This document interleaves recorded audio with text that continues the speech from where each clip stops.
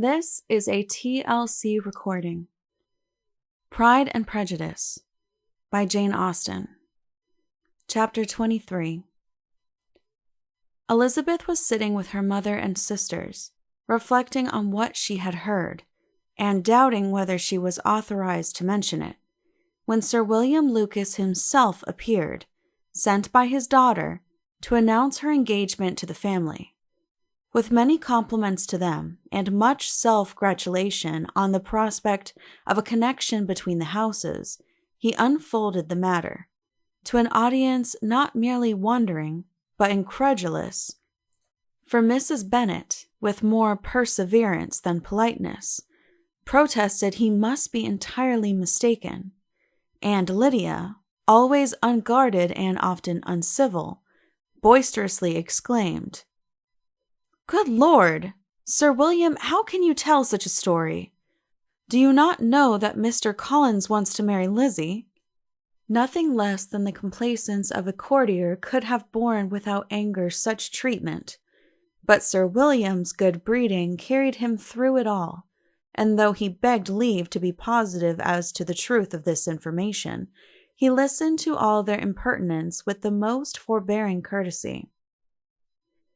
Elizabeth, feeling it incumbent on her to relieve him from so unpleasant a situation, now put herself forward to confirm his account, by mentioning her prior knowledge of it from Charlotte herself, and endeavored to put a stop to the exclamations of her mother and sisters by the earnestness of her congratulations to Sir William, in which she was readily joined by Jane, and by making a variety of remarks on the happiness that might be expected from the match, the excellent character of Mr. Collins, and the convenient distance of Hunsford from London.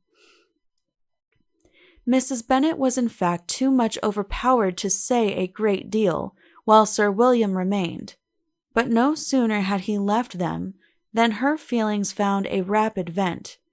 In the first place, she persisted in disbelieving the whole of the matter. Secondly, she was very sure that Mr. Collins had been taken in. Thirdly, she trusted that they would never be happy together. And fourthly, that the match might be broken off. Two inferences, however, were plainly deduced from the whole. One, that Elizabeth was the real cause of the mischief, and the other that she herself had been barbarously misused by them all, and on these 2 points she principally dwelt during the rest of the day. Nothing could console and nothing could appease her, nor did that day wear out her resentment. A week elapsed before she could see Elizabeth without scolding her. A month passed away before she could speak to Sir William or Lady Lucas without being rude, and many months were gone before she could at all forgive their daughter. Mr. Bennet's emotions were much more tranquil on the occasion, and such as he did experience he pronounced to be of a most agreeable sort, for it gratified him, he said, to discover that Charlotte Lucas, whom he had been used to think tolerably sensible, was as foolish as his wife, and more foolish than his daughter. Jane confessed herself a little surprised at the match, but she said less of her astonishment than of her earnest desire for their happiness.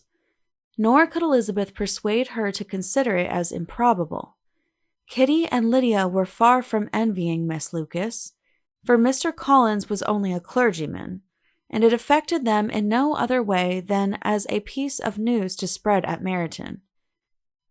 Lady Lucas could not be insensible of triumph on being able to retort on Mrs. Bennet the comfort of having a daughter well married, and she called at Longbourn rather oftener than usual to say how happy she was, though Mrs. Bennet's sour looks and ill-natured remarks might have been enough to drive happiness away.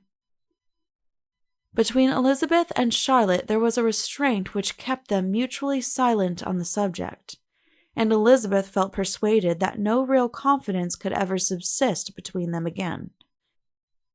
Her disappointment in Charlotte made her turn with fonder regard to her sister. of whose rectitude and delicacy she was sure her opinion could never be shaken, and for whose happiness she grew daily more anxious, as Bingley had now been gone a week, and nothing more was heard of his return. Jane had sent Caroline an early answer to her letter, and was counting the days till she might reasonably hope to hear again. The promised letter of thanks from Mr. Collins arrived on Tuesday, addressed to their father, and written with all the solemnity of gratitude which a 12-month's abode in the family might have prompted.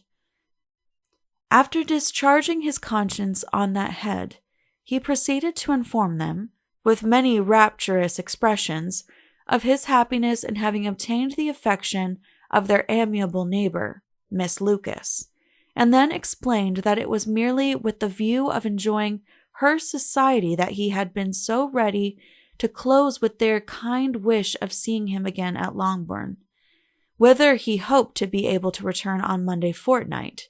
For Lady Catherine, he added, so heartily approved his marriage that she wished it to take place as soon as possible, which he trusted would be an unanswerable argument with his amiable Charlotte to name an early day for making him the happiest of men. Mr. Collins's return into Hertfordshire was no longer a matter of pleasure to Mrs. Bennet.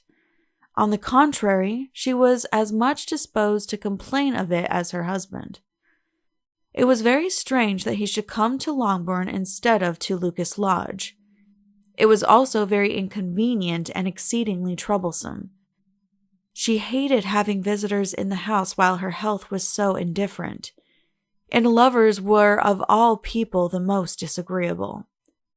Such were the gentle murmurs of Mrs. Bennet, and they gave way only to the greater distress of Mr. Bingley's continued absence. Neither Jane nor Elizabeth were comfortable on this subject. Day after day passed away without bringing any other tidings of him than the report which shortly prevailed in Meryton of his coming no more to Netherfield the whole winter, a report which highly incensed Mrs. Bennet, and which she never failed to contradict as a most scandalous falsehood. Even Elizabeth began to fear, not that Bingley was indifferent, but that his sisters would be successful in keeping him away. Unwilling as she was to admit an idea so destructive of Jane's happiness, and so dishonorable to the stability of her lover, she could not prevent its frequently occurring. The united efforts of his two unfeeling sisters and of his overpowering friend, assisted by the attractions of Miss Darcy, and the amusements of London might be too much, she feared, for the strength of his attachment.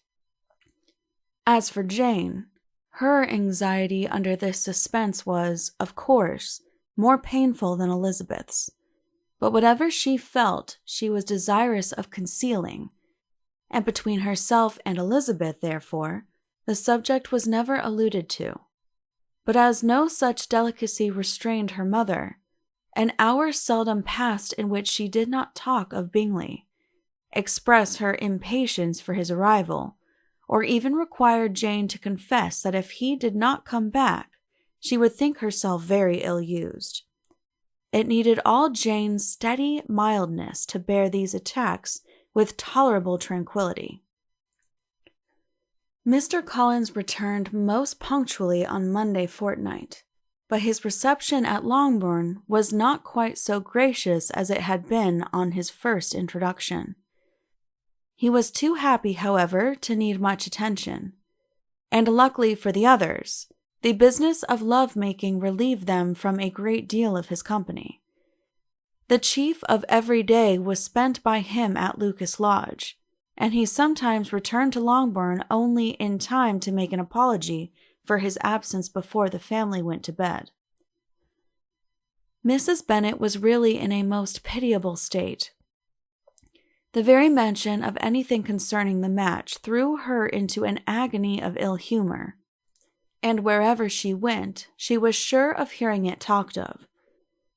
The sight of Miss Lucas was odious to her. As her successor in that house, She regarded her with jealous abhorrence.